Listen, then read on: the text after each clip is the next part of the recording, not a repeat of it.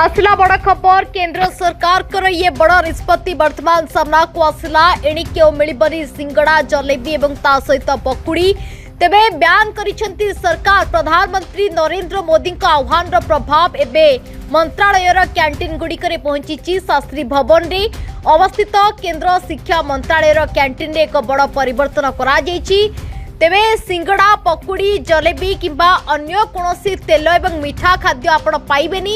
एहा बदल रे आपण एपरी खाद्य पाइबे जहां स्वास्थ्य पई लाभदायक, पेट पई हालुका एवं शरीर को मध्य शक्ति प्रदान करिवो। तेबे निष्पत्ति वर्तमान हठात निया जाइनी। किछि दिन पूर्वरु प्रधानमंत्री नरेंद्र मोदी लोकों को सुस्थ जीवन शैली ग्रहण करने निवेदन करथिले एवं निवेदन परे एभली एक पदक्षेप निया जाइछि।